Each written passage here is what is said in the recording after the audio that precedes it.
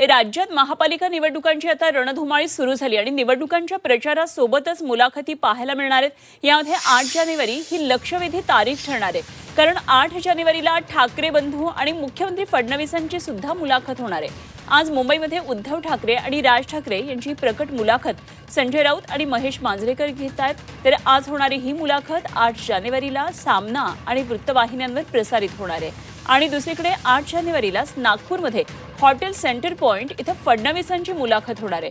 नागपूरसह 3 शहरांमध्ये फडणवीसांची महामुलाखत होणार आहे। नागपूरमध्ये तर्री पोहा विथ देवाभाऊ या नागपुरी संकल्पनेसह फडणवीसांची ही मुलाखत होणार आहे। एक वैद्यकीय कलाकार फडणवीसांची मुलाखत घेणार आहेत। तर मुलाखतीनंतर फडणवीस जनतेसह तर्री पोह्याचा आस्वाद घेणार आहेत। यावेळी फडणवीस जनतेच्या काही प्रश्नांची उत्तरे देतील। त्यामुळे महापालिका निवडणुकांच्या रणधुमाळीमध्ये ठाकरे बंधू आणि फडणवीसांमध्ये या महामुलाखतीच्या माध्यमातून आरोप प्रत्यारोपांचा सामना रंगण्याची शक्यता आहे।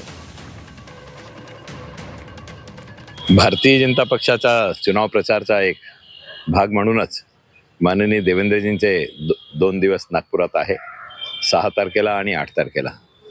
आज 3 सभा आहे। 8 तारखेला एक प्रकट मुलाखत आहे, त्यानंतर 2 सभासुद्धा आहे। मुलाखत देवाभाऊची घेण्यात येईल। त्या कार्यक्रमाचं नाव तर्री पोहा विथ देवाभाऊ हा ठेवलेला आहे। या सर्व मुलाखत झाल्यानंतर एक रॅपिड क्वेश्चनचा एक सेशन राहील, त्याच्यात उपस्थित जन सुद्धा त्यांना प्रश्न विचारू शकतील आणि त्यानंतर देवाभाऊ सगळ्यांसोबत नागपूरचा फेमस तर्री पोहाचा आस्वाद घेतील। मुलाखती होणार आहेत। देवेंद्रजींच्या मुलाखती किंवा देवेंद्रजी प्रत्यक्षात काय काम करतात, डेव्हलपमेंट बद्दलच महाराष्ट्राला ट्रिलियन इकॉनॉमीपर्यंत कसं घेऊन जाता येईल या संदर्भात त्यांचा नेहमीच आग्रह असतो आणि त्या दिशेने ते काम करतात।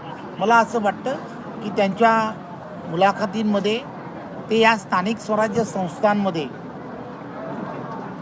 कशा पद्धतीने पुढे जाणार आहेत या संदर्भामध्ये ते त्यांच्या मुलाखतीमध्ये सांगतील।